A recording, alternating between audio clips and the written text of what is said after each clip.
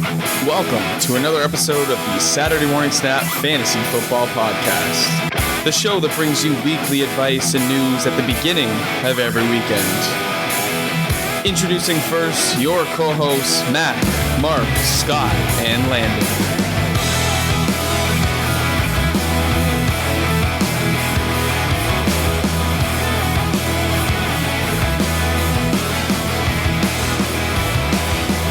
We are back! September is here. The kids are back in school. Some of us are back to work, and football is around the corner. Oh yeah. Episode Let's go. 69. Woo! Football's back. Episode 69. Could anything get any better? It is the Saturday Morning Snap Fantasy Football Podcast. We got a good one for you today on Saturday, September 7th. Exactly 1 day from a full slate of NFL games, every team on the docket. Man, I'm fired up. Week 1 preview ahead. We got fantasy matchups, starts of the week. The whole crew is here. And wherever you guys are, however you may be listening, we're fired up to have you with us. Boys, how has your week been? How about that Thursday night football game? Too bad about Aaron Rodgers being out for the season. Stop. Way too early for the trolls. Nah, just kidding. We are so excited for tomorrow's night's game. It's almost like, last season just finished because we have been going fantasy for the last 8 months. And as fun as it's been, you can't honestly, it's one of those things that when the season finally gets here, it's a surreal moment. It's like Loving Christmas. This stuff. It's week 1. We're jacked. It's literally like Christmas. I really is like Christmas, and I find this is around the time when everybody gets the pressure on, just like so many other seasons. Zeke watch on again, and it reminds you just how much fun the sport of football is, and opening week is just the best. So I'm amped up. Heck yeah. If you guys have been following us on social media, on Instagram or Twitter at SMS_fantasy, you would have seen that we tweeted out the Zeke news, and it's long gone when you're listening to this now on Saturday. We are recording on Wednesday, so the news broke this morning. But Landon, take us away, man. What did Zeke get? We know he got that money, but how much money did he get? Yes, 6 more years to his 2 that was on his original contract. It's a $102.9 million deal. Jerry Jones backed up that Brinks truck, and he got that money. So here's the thing. He's worth the money. 8 years is a long time for a running back. It's a big deal. But what does it mean for Amari Cooper and Dak Prescott? Do they have the funds to secure those other two? Yeah, for this year in fantasy, I think it means great things for them. But I think this is a big prove-it year for Amari Cooper. If he doesn't perform as that wide receiver 1, he's gone. He's absolutely gone. Agreed. So, because they're not going to pay him. I think they're going to pay Dak, and they're working on something right now. So we'll see. We'll see how long. Maybe halfway through the season, they'll get an extension done. Cool. Yeah, no, it's a great piece of news for any Zeke owners out there. What I posted on our Instagram today was breathe. Zeke owners can now breathe. I was really fired up because I had Tony Pollard virtually, literally everywhere, just ready to have him locked and loaded for X number of weeks, and that pipe dream is now down the drain. But good to see Zeke back on the field, no doubt. Everyone that took a gamble on him, it paid off. For the Gordon truthers out there, it didn't. So Zeke is a guy who's been under the microscope a lot lately, obviously. And anyone who is big and great at football and a little bit eccentric is going to be like that, especially via social media. Speaking of which, I'll take a sec to talk about Antonio Brown, a guy you love to hate. He was fined $53,000 approximately for missing a few of his responsibilities as a member of the Raiders team. But you know what? I think there's a lot of players that get fined that we don't hear about. But just because it's Antonio Brown, I think that's the type of thing that gets highly publicized, and he wasn't happy about it. He was very vocal that he did not like that move by Mayock. So Antonio Brown in the doghouse again. Shocker. Like, We saw that coming. It'll be a long season with the Raiders. Moving on to whether you want to call it Melvin Gordon news, Jordan Howard, or Miles Sanders, there was a trade proposition to get the holdout Melvin Gordon out of his situation, and it came from the Philadelphia Eagles of all places. So it sounds like they offered up Jordan Howard and to switch draft positions along with cash. Now, this was rejected by San Diego, or the Chargers, who is LA. getting used LA, to it. come on. LA, who are looking for a lot more than that. But what I really think you can take away from that is that Philadelphia seems to be confident parting ways with Jordan Howard. But if you were to bring in elite running back, then Sanders would take a back seat. So good news, bad news situation for how you want to look at it. Scott, are you coming down with a cold? Your throat seems a little groggy today. just needs another Great Lakes pint. You know There you what? go. Maybe Oh, I little should plug. crack another Canucks Pale Ale. Get the throat up there. Yeah, not a sponsor. There you go. Not a sponsor. We do love Hype it, though. news for Evan Ingram. They want to get him massively involved. I think this is just Necessity. this is just going to be confirmation bias for everyone who has them on their team. If you don't have them on your team, you're like, screw it, it's the Giants. Who really cares? But I like Evan Ingram this year. Whatever, he's fine. He's cool. Real quick before we depart, like, we're not going to really talk about Zeke any further in this episode by plan. If you have Ezekiel Elliott, you have to roll him out with confidence week 1, correct? Oh, I think so. Yeah. They, I mean, they and said, so- 20 to 25 snap count for him, but I don't think anybody out there actually believes that they will put Ezekiel Elliott on a snap count. If he comes out looking like Zeke, they're going to just run him and run him hard. Right. It could be like a typical trap game for Zeke owners, you know? Not like we have him ranked pretty high in our week 1 rankings. We expect it to be a big game, but like in DFS, all that stuff, like it might just be a little bit of a trap game. I don't know. It's one of those things that maybe feels a little bit off week 1. Perhaps, but if you don't take the risk and he does just a pure That's what I Ezekiel mean. Elliott, you're going to feel like an idiot. Yeah. Speaking of Matt. week 1 rankings, they are released on our Patreon. We have everything, positional rankings, top 32 quarterbacks, top 24 tight ends, top 36 wide receivers, and top 36 running backs, top 48 wide receivers. We put those out on Wednesday. So if you guys want to go ahead and check those out, they're going to be updated before Sunday rolls out, so you can get those final updated, tuned-in rankings. But if you have some start-sit questions, having that resource will help you answer some of those questions instead of trying to get a hold of us in a pinch and maybe we're not able to get to you. So along with our Patreon pod, which came out on Tuesday, a lot of info leaked and premium resources for you there. So patreon.com/Saturday Morning Snap. You can get everything over there. Quick question, Mac. If we knew that Zeke was signed a month ago, would Zeke be your number 1 running back for the season, you think? There'd definitely be a case to be made over Saquon Barkley just because of the offense. Mark, what do you think about what's your personal preference?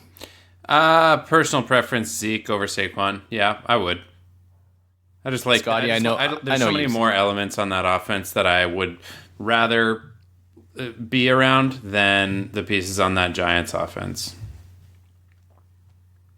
For me, it's all about the O-line, so you know where I stand with that. Yeah, The boys are going to run. that's what they want to do. I mean, one piece to this whole puzzle is Dak Prescott has been wildly more productive with Ezekiel Elliott on the field as opposed to the opposite.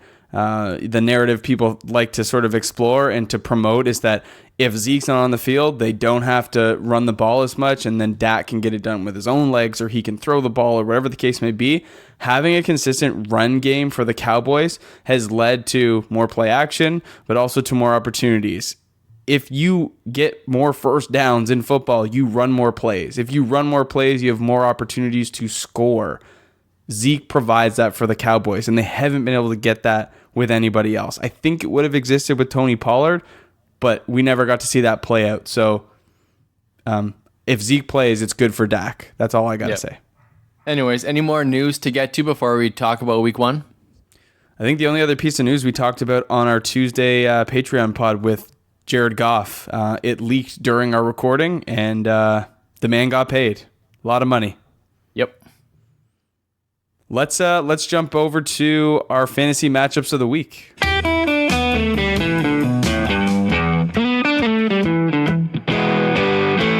So game number one we're going to focus on here is a little bit of a clash of the Titans here. The Atlanta Falcons going up to Minneapolis, Minnesota to visit the Minnesota Vikings. Basically right now we're looking at a 48-point over-under. Minnesota is favored by 4. So you take away home field advantage, it's really like a 1-point game. This is a 1 o'clock game. First off, who do you guys like in this game if you're doing like a pick'em league? Let me start and just say I'm going to take Minnesota, and this is for a couple of reasons. I just have a lot more faith in the defensive side of the ball for the Vikings, and while the Atlanta Falcons look amazing on paper for their offense, you got to think last year Minnesota let up the fewest passing touchdowns out of the entire league. So on the other side of that ball, the Atlanta Falcons let up like something like the 4th or 5th most touchdowns on defense, right? So you got to take that into consideration. We've got 2 quarterbacks with excellent arms and some very productive receivers. So I'm taking Minnesota in this one for that defensive bias alone. I'm going to take Minnesota as well in this matchup as well. Similar reasons, better defense, in my opinion. And I think the main focus for the Vikings this season is their health. Everybody seems to be pretty healthy all in all. And I know there's a little bit of questions about Stephon Diggs and his hamstring, but it sounds like he's going to play, and that means that they'll be rolling out their whole offense. There's no question, I believe, that Minnesota's defense is superior to Atlanta's. So if the offense shows up and plays the way you know they can, I'm taking the Vikings. Let's take the over. Oh, wow. So that's a 48-point over-under. That's pretty high for this week. Whew. So it is a dome game. Should be all right. But so I'm really not that scared about the Minnesota defense. I'm a Minnesota Vikings fan as well. They end up finishing the year pretty good, but they give up a lot of big plays. I don't mind Austin Hooper in this game. Mohamed Sanu's super fringe for me. I don't feel ultra comfortable with Mohamed, but you got to roll out Devonta Freeman if you have him. I think you can start Matt Ryan, where you took him in the draft. And then, obviously, Julio Jones could go banana lands. Well, Mac, yeah, in week 1, you start your studs, right? We can't get fancy.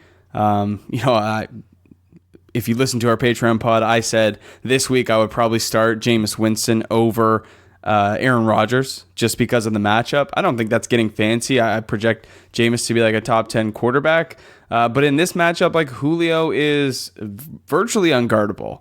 So I feel really good about rolling Julio out. I'm actually a little bit concerned for Devonta Freeman. I haven't really seen him in, a year play football. Minnesota's not the defense I want to sort of test my luck out. But you're right, Landon, like where you drafted him, you have to. I think this game is going to be a ground and pound assault by Dalvin Cook and the Minnesota Vikings. I feel really good about the Vikings, regardless if Stephon Diggs plays or not. Hopefully he does. Right now, considering full health, he is our wide receiver 9 on the week. Dalvin Cook is our running back 6. So I project really, really solid things for the Vikings on the ground. It'll be interesting to see what the Falcons do, but I think this is going to be a good game for fantasy. I just have concerns about Devonta Freeman coming back to full health, full performance. Who do you have winning, Mac? Do you think the Vikings win, or do you think Falcons kind of upset week 1? No, I think Minnesota is the is the much better team. We still project the Atlanta Falcons to be competitive and to throw the ball a ton. I just think Minnesota overall is just a better team on both sides of the ball. Will Thielen score in this game? Yes. Will he follow his last season with a great breakout? 100 yards? Season. 100 yards? 100 yards and a touchdown? I think he's got it. I I'm don't. going to say 100 I think he'll yards score. or a touchdown. I think he'll score, but it'll be under like 75 yards receiving. Okay. You want action on that? I think it's over 100 yards. Oh. I think yep. I'll take action on Over it. 100. Yeah. Yep. All right. I'm in for that. I think it'll be. If the line is over under 100, I'll take that. I'll go under 100. Okay. Sounds good. Done. Amazing. Any fringe players here? Like, what about the tight end battle? Kyle Rudolph or Austin Hooper? I think Rudolph's, it's all touchdown dependent on him. And most tight ends are, but I think they look for him in the end zone. I think he gets at least 2 or 3 targets in the end zone, and he might come down with one of them. Yeah, Rudolph looked good in the preseason. I think I'd side with Hooper if I had to pick one of the two, just the way the offenses are humming. But maybe Rudy's in for a bounce-back season this year, but I certainly wouldn't be starting him week 1. I think you got to actually see that start to materialize. I got burned all last season. Yeah, dude. Yeah. I think we're good to move on from this game. You guys know my love of Austin Hooper. I'll hopefully talk about him a little bit later, but I like him in this game as well. I think it'll be a really good game. Vikings should come out on top. Let's flash over to a game that I'm really excited for, the San Francisco 49ers and the Tampa Bay Buccaneers. So the Bucs are at home. It's a 50.5 over under. The spread right now is straight up. It's basically nil.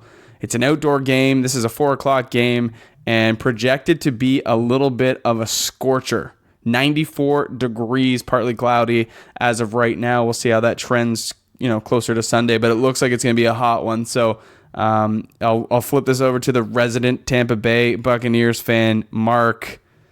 You think your boys can pull this one out? I think my boys can, and they are going to be pulling out some crazy plays, the likes of which we did not see under Dirk Cutter the last couple of years. So super excited about that. Let me touch again on the fact that these are two teams that had horrible pass defenses, and I was talking about Atlanta being bad. These two teams are bad. Like, if there is going to be any kind of balls going through the air, I think Jameis is going to be the one to put up the big numbers. There was a little bit of speculation actually this week over Jimmy G even being ready for this contest. Is Nick Mullins going to have to be a consideration for this team? I don't want to have to think about that because I was excited for a few of the players on this offense, and it's just, to me, I think this is slanted in the Buccaneers' favor. They're used to playing in that heat. That stadium is crazy, and it's probably going to be just a big challenge for the new revamped 49ers to come out and win. Marky, over under 1.5 picks for Jameis this game. Under. He's disciplined. He's better now. Under. Boy, that took a long time for smarter. a Bucs fan to say. He's smarter. Yeah. I love San Jameis this Francisco week. side. I know. I like Jameis too. So, full disclosure, Jameis is our quarterback 4 this week. Number 4.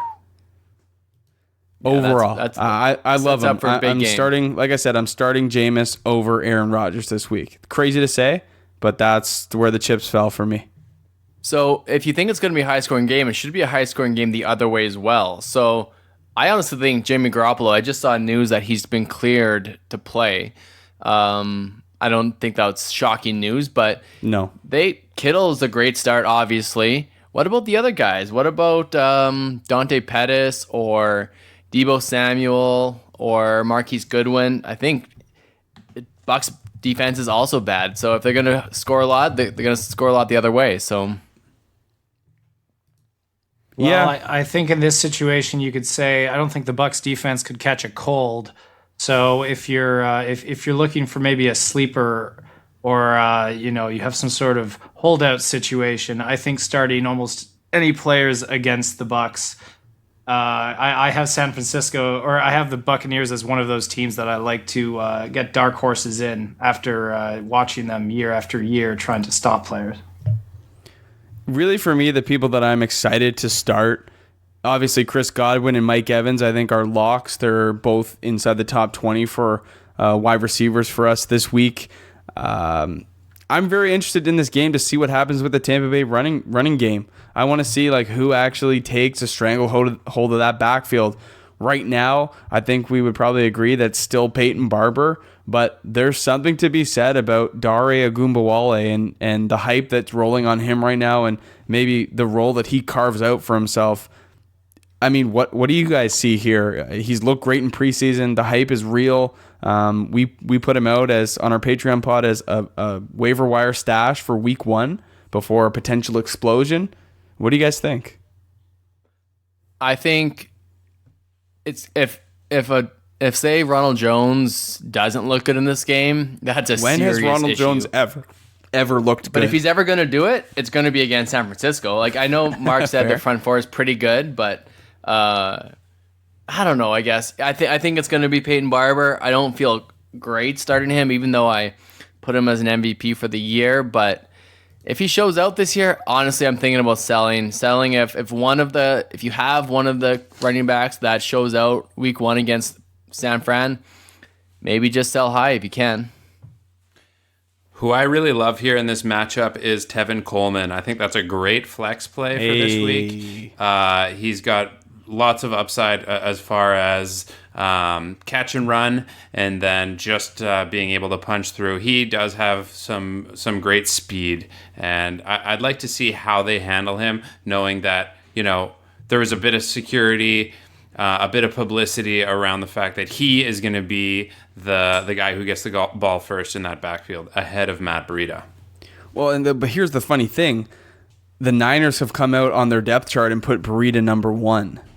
Now, I personally don't buy into that. I still think Tevin Coleman's going to get the work. Do you guys buy the same narrative, or do you speak with the depth chart? No, those unofficial depth charts, I think they're more kind of veteran related. What team does Michael Crabtree play for right now? Arizona. He's put as a starter in Arizona, which is absolute BS. So those unofficial depth charts are just, I think they give the nod to the veterans. So I'm hoping you're right, Marky, and Tevin Coleman. And if he plays well, that's also a sell candidate for me as well. I like it. I got Tevin Coleman in lots of places, so hopefully he does explode. So are you on the same page as me, Mac, then? Like, if he really balls out, and like, do you sell him thinking there might be more of a timeshare later? No, I mean, I think as long as Jerick McKinnon and Raheem Mostert are at bay, there's enough to go around between him and Breida. That's the way I see it. Mm-hmm. I've been vocal about liking Tevin Coleman. I've been vocal about saying that both of them can probably get work. So I'm good with it. I like it. I'll probably ride it out for as long as I can. But yeah, if he explodes for the first couple weeks, there's no reason not to sell high. You guys got to try and make moves. You got to try to improve your team. And if you can take a guy you drafted in the 5th and capitalize on somebody who's had a very slow start, I would go ahead and do that. I forgot to mention Calvin Ridley in the other matchup. I love Calvin Ridley. I've got him in lots of places now. I'm going to start him or flex him this week against Mini. Bogey. Did you acquire him recently? Yeah. He didn't even know. I was just throwing out offers. It's funny, I was on the phone with Mac, and Mac's like, "You traded?" I'm like, "No, I haven't traded." Usually I have to put legwork in, talk to them on Messenger, and the guy just accepted out of nowhere. I traded away Jordan Howard and Larry Fitzgerald for Calvin Ridley, and I had too many players on my team, so I had to drop a couple for like a kicker and defense. I believe you dropped Justin Jackson, right? He dropped Justin Jackson. He dropped him. Okay. Yeah. So. Yeah, like Landon was like, I didn't even know it went through. It's nice. It's a good start Wicked. to the year. Just- The fantasy guru you're talking to, people. I learned from the It's best, that Mackie. smile. Yeah, he learned everything he knows about trading from me. Just pepper people with bad offers so they just accept. All right, we've got another potential shootout here for fantasy. My personal favorite, the largest over-under of the week, 53.5 point over-under. It's the Houston Texans on the road against the New Orleans Saints. It's a dome game. We're looking at a night game, and New Orleans is favored by a full touchdown. You guys like the Texans for the upset or New Orleans to roll? I just think Don't all speak at once.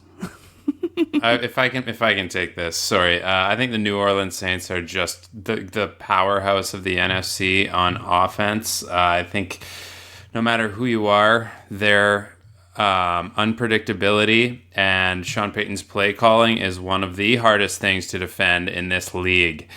So looking at this at a glance, I think the New Orleans Saints are going to score a lot of points on the ground here. So look out for AK-41 and my man Latavius Murray. Who dat? Who dat? I'm going to agree with Mark that I'm going to take the Saints to not necessarily roll over Houston, but I think it's just going to be there's a lot more continuity with last year's offense going into week one. You got Kamara, Breeze, the whole team locked down, and there's a lot of question marks with the Texans right now. We're going to have to see how Duke Johnson is able to play as an actual three-down feature back, because whether he's the long-term solution there for the Texans or not, he's the week one solution. So it's going to be a lot of fun for those reasons. I think New Orleans is going to be predictably efficient and killer on offense. And maybe Houston shows up and it becomes a shootout, but there's also the possibility that things go a little sideways because they weren't ready for Miller going down. So I'm really interested to see, and I'm hopeful as a Duke Johnson owner. Oh, they that he were comes ready out and just shines. They were ready. I think this is like the best way out for them. But no, I think seriously, I don't think Duke Johnson is going to be a 3-down feature back. I think he'll be in on 3rd down as a pass catcher. But I think Carlos Hyde is going to get on the field. I really, truly do. I think he's going to have a bigger role than we all think. But let's face it, the Texans will most likely be down in this game, and they're going to have to air it out. And that has a lot to do with my potential start of the week here in Mr. Will Fuller. But I love DeAndre Hopkins. I love Deshaun Watson. I love the pass catchers for the Texans. Does anybody have a status update on Kiki QT? Let me look into it. I think he's still questionable for this week. I don't think you can start Kiki with confidence, especially not knowing the usage for Duke yet. A lot of analysts are saying that he's going to really kind of eat into Kiki's production. They'll move him all over the field. Kiki practiced today. He did? Okay. Well, he might be Still playing. listed as a starter as of 21 hours ago. If he plays, who'd you rather start, Kiki or Traquan Smith this week? Traquan. Yeah, I'd go Traquan as well. because of the health factor, and there's too many healthy players on Houston that would be to me ahead of Kiki right now, with the addition of Kenny Stills this week. I don't know if you mentioned that. Oh yeah, true, Marky. Scotty, do you take the over or under on this 53.5? And then Scott, Mark, Mac, what do you think about the over under on this? You know what? I'm going to actually take the under on this one just because of the unpredictability factor, which Week to one. me is the Texans' offense. So I'm going to take the under. Marky. Under as well. I just think considering it's week one, I don't know if teams really are able to come out guns a-blazing and put up this kind of numbers, but I just don't have faith in that much scoring between these two. I am going to take the over, and it just has to do with we've seen the Saints put up 40, 45, 50 points against good teams in the past, most notably the Rams I think it was last year or the year before. They had that crazy shootout game. I think it was like 46 to like 40. I just think both teams can put up points. The Texans are going to fall behind, but I could see the Saints putting up 30 plus easily. So I think it's the Saints. The one thing I'll say really quick, with them getting Kenny Stills, the Texans, I think there's less of a pressure to put on Kiki to be healthy, to be productive. And if he's not ready to go, which you should monitor, Kenny Stills might be a nice pickup and a flex play in a deeper league. Yeah, and both of these teams don't have anything new going on. Same OCs, right? Like same coaches, like same quarterbacks. They're gonna maybe hit the ground running to start the season and really make a point, especially the Saints and what they had to go through this offseason, that heartbreaking loss. Yeah. And the one thing to mention here is, like, we haven't talked about Michael Thomas. He's our number one wide receiver for this week. And there's not really much to say about him. He's great. He's amazing. I think you can start Latavius Murray. I really, truly do. He's going to be that perfect Mark Ingram complement. He's the same archetype, same style back. I think he'll be productive. No one believes in him. And we've talked about how productive he's been in the last 4 seasons in episodes previous to this. So I think Latavius Murray doesn't garner the respect that he deserves yet, but that will trend upwards, I believe. Kamara's so good at taking carries and catches to the end zone, like outside the 10. If he starts going down inside the 10, I think he's going to break a lot of owners' hearts, and Latavius is going to come in and smash in a touchdown. It's going to be heartbreaking. Yeah.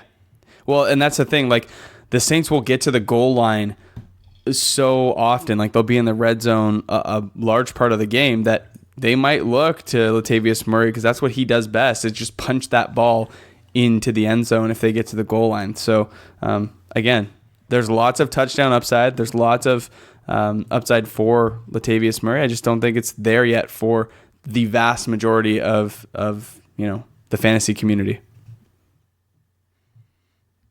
All right, Landon, walk us through our trap game of the week, the Fade City Place. It's a trap! On paper, it looks so good, and everyone's so excited. No one's going to like to hear it, but the Detroit Lions at the Arizona Cardinals. It's the trap game of the week. We're going to start this little segment going. I'm starting Kyler Murray in the league because I have to, but I'm not thrilled about it. I think he's going to go through some growing pains. The Lions are going to be a little bit of a mess. I think you got to start carry on if you have them. At Correct. least we know that the Cardinals defense is terrible. It's really bad. But new offensive coordinators, it's just going to be a little bit sloppy. I think I would take the under on the 47 points. It's playing outdoors, hot. It's supposed to be like 104 degrees in Arizona. It's going to be super hot. I think it's just going to be a little bit sloppy. That's just my thing. Maybe a couple picks. I'd probably take Detroit winning this game. And why, Mac, you're the one that really didn't like this game. So, yeah, you want to talk about this, so let's get you going. You know, like when you have those gut feelings, those gut instincts, you're like, I just have a bad feeling about this game.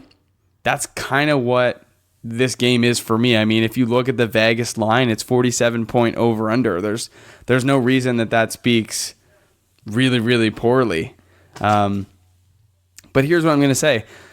I'm with Landon. I think Kyler Murray, it might not be as productive as people think, but I think David Johnson will be productive. And I feel really, really good about DJ. I think he's going to be utilized the way that he should have last year. And Cliff Kingsbury is going to do his best to make that happen. But the thing I don't really like is that Detroit secondary is underrated. I mean, Darius Slay Jr. is a shutdown corner. And Detroit last year, 8th best in the league at passing yards allowed per game at 225 per game. So Buffalo led that category at 179. Jacksonville 194, Minnesota 196. These are teams that we expect to be really, really solid defenses. But then we look, Detroit, number 8, 225 a game. I don't think it's going to be as easy as people think for Kyler Murray. I really, really don't. Now, on the flip side, I don't feel great about the Lions either. But you're right, Landon. Arizona's defense is terrible, really, really bad. So I like the Lions to win this game, but I think it's going to be ugly.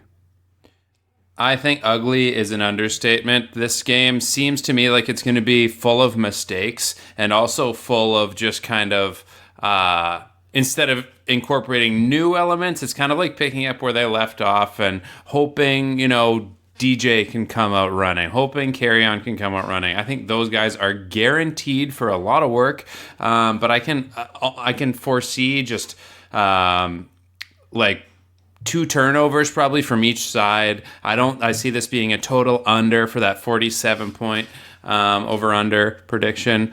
And to me, it's just not. I don't have much faith in either one of these teams, but the magic from Kyler Murray is going to take a little bit of time to hone, and I would almost be happy not to see him playing like all-out, extravagant college football in his first NFL game.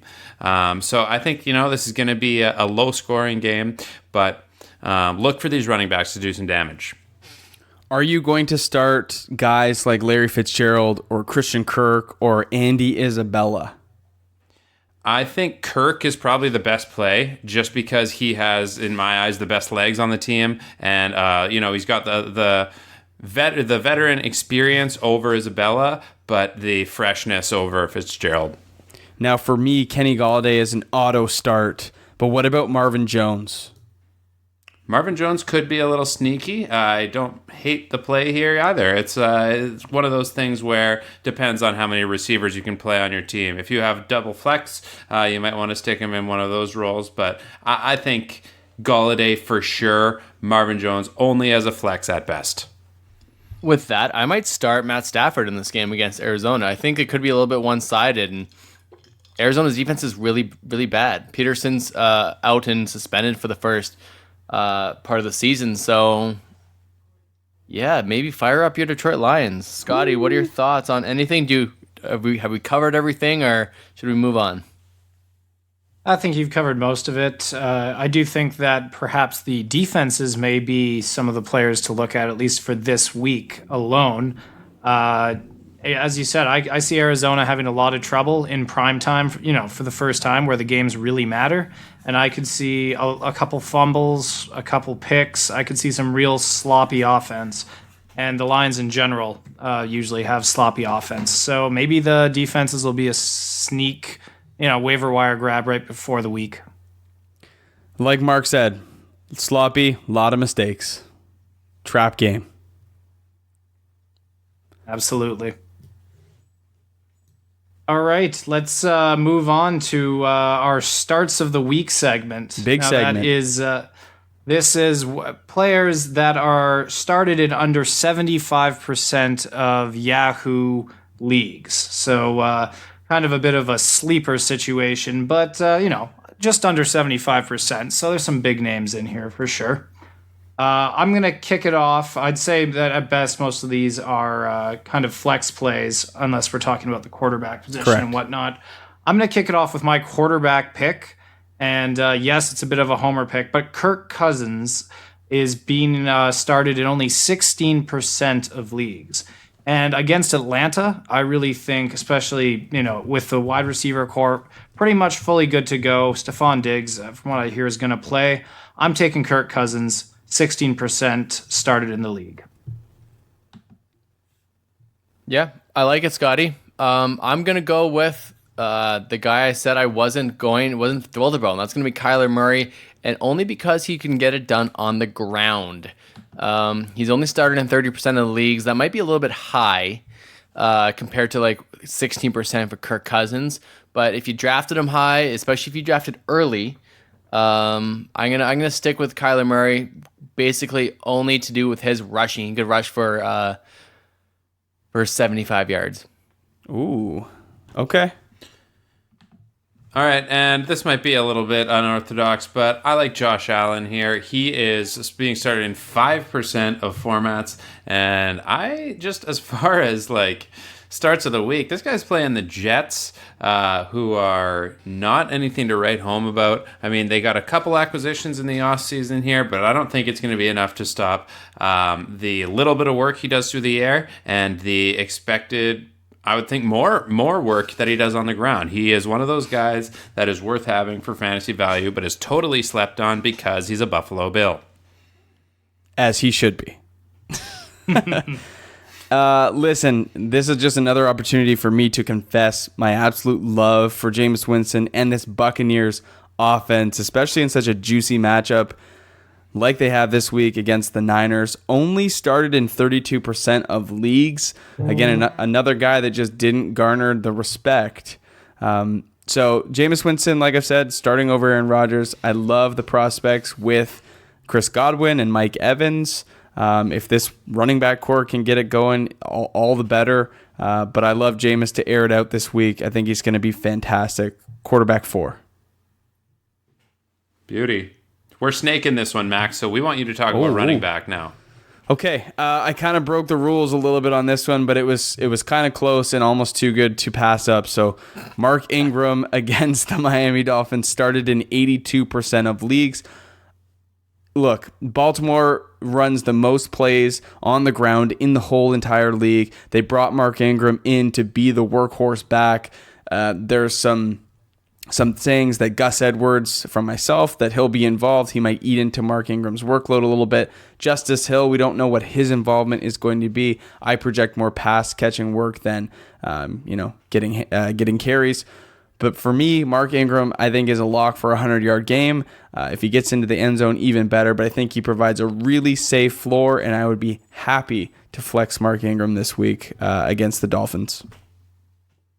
Yeah, I don't dislike that. That is a run first team. But I'm going to be taking this one, much to your chagrin, Mac. I like David Montgomery here. He's been started in 73% of formats. And while that's not necessarily low, it's super high for a rookie. Lots of hype around this guy. Honestly, I think I'm hearing more talk about him than any other rookie running back going into this week 1. Love David Montgomery, and I think he does bring a certain element of magic. He is apparently a hard guy to take down, so I like him in tomorrow night's game. So because we're recording early and this is going to be released on Saturday, you get a chance to predict the future, my friend. What's it going to be for David Montgomery? Ooh, okay. So I think he's putting. I think he's going to get 14 touches. Okay. I think he's going to have 70 yards on the ground, and maybe 25 yards receiving, 1 touchdown. So 95 all-purpose, 1 touchdown. A good day. That's a I don't very mind good that. day. That's in the realm. All right, for my start of the week at running back, I'm going to go with Philip Lindsay. People have mixed emotions about Lindsay. He was one of our MVPs for the season. They play Oakland, a very unproven defense. He's getting started in 70% of leagues. And I think Joe Flacco is going to get him the ball. And I have confidence flexing Philip Lindsay as in your running back spot. All right, bold claim. For my running back, I'm going back to the Houston Saints matchup, and I am going to take Duke Johnson. He's only being started in 56% of leagues. But like I said earlier, he is their only real option at running back, at least for this week. So I see him having a pretty monster game, and I think most of it is actually going to come on the receiving front. So especially if you're in a PPR league, I just really see this as a great matchup that 56% doesn't really seem to do justice to the opportunity that's there against that Saints defense. I think he's going to be chalk in DFS, that guy. Mm-hmm. We will absolutely see. I'm going to do the other end of the snake here, and I will start it off with Deshaun Jackson. Now, he's only started in 9% of leagues, and I get that it's a bit of a reach, but, we're looking for sleepers here. Deshaun Jackson is famous for revenge games, and he's taking on his boys again, taking on Washington, and I just see this as a pretty solid matchup, at least for this week. If you're looking to fill in a flex position, you could do a lot worse than Deshaun Jackson. I like that, Scott. Really, really nice narrative you're painting there. The narrative of sports. That's why we do this. We love sports and we don't care who knows. Yeah. I'm going Calvin Ridley only because I have him in like 3 leagues, and I really am just going for him. I'll be honest. It's not a great matchup against many, but we've seen their defense really have some holes in it. I think they're going to focus on Julio, and I think Matt Ryan's going to look for Calvin. Okay.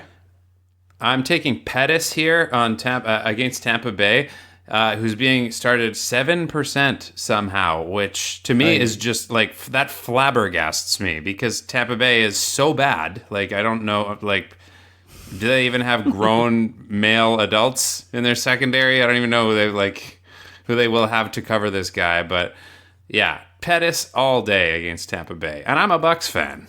It's amazing what coach speak can do to a player. Oh, it's crazy, man. Yeah. Pettis is getting crapped on everywhere. I'm going to go with a guy that I really do think can give you a week's worth of production in one single play. That's Will Fuller from the Houston Texans. He goes out to play the New Orleans Saints, which we already talked about. Love Fuller, love Deshaun Watson, love this offense and the upside for him, especially if Kiki doesn't play. So for me, Will Fuller, 28% start, happily flex if I have him. And then jumping into the tight end landscape here, Austin Hooper, he's my guy, my fantasy MVP for the year. It's only natural that I have him as my tight end start of the week here. So only started in 41% of leagues. Shame on you, fantasy owners. It should be much, much higher in such a poor positional start. I'm going to take someone who I've had and hasn't really produced a ton, but I'm rolling the dice and hoping he starts the year off hot. David Njoku, Cleveland Browns, taking on Tennessee, hoping he brings a little bit more than he has in past years, and I think he's got it.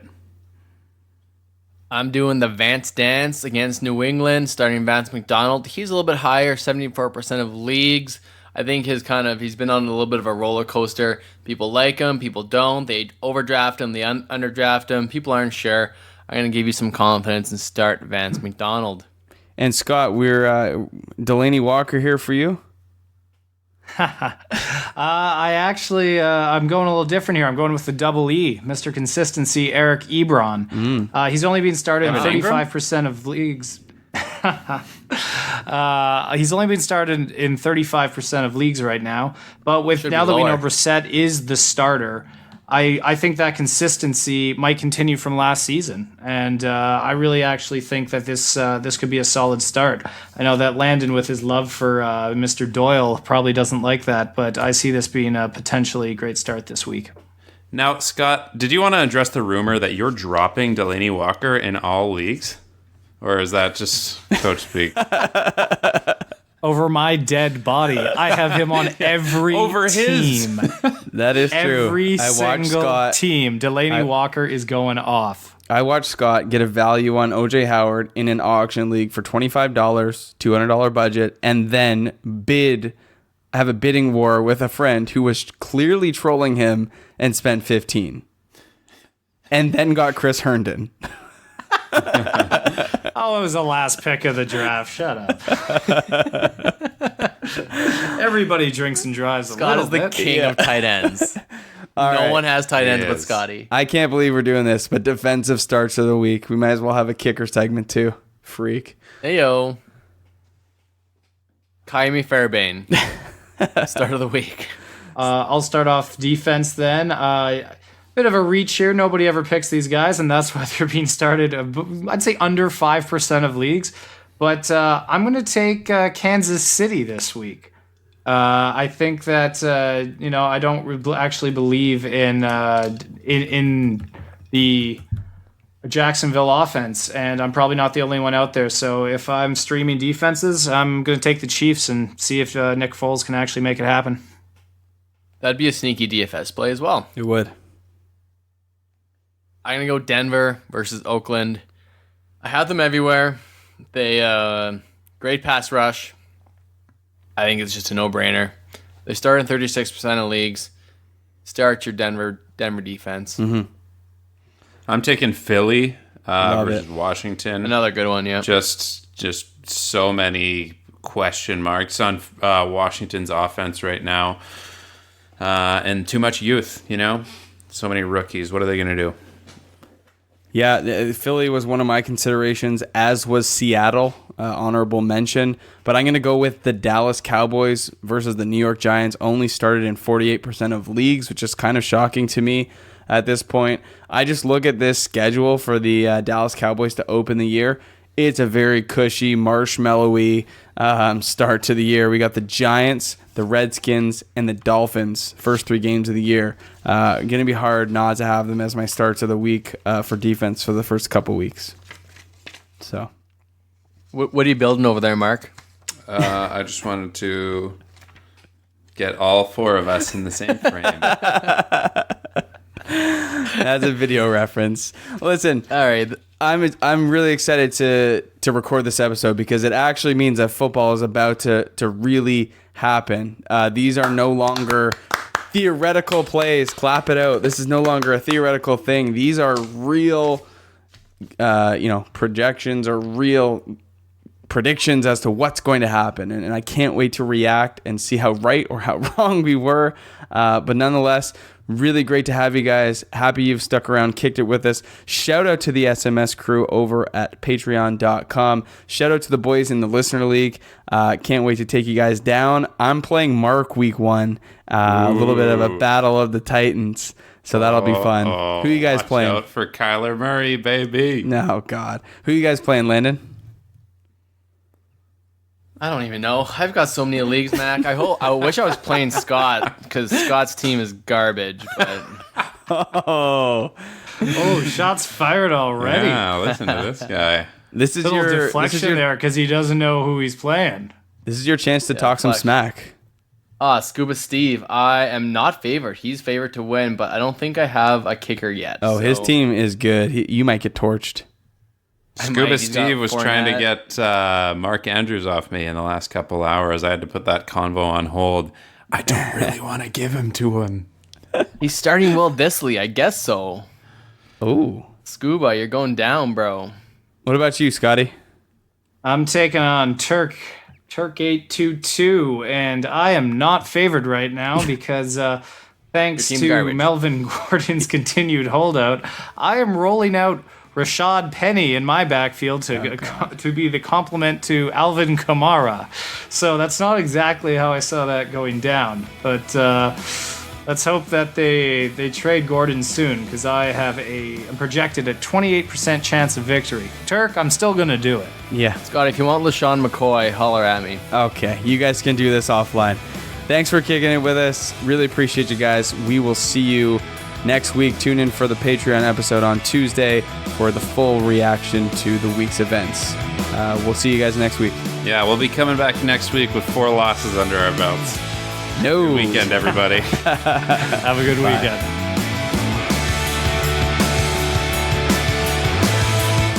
Thanks for listening to another episode of the Saturday Morning Snap Fantasy Football Podcast. Follow us on Twitter at SMS_fantasy and support this independent podcast at patreon.com/Saturday Morning Snap.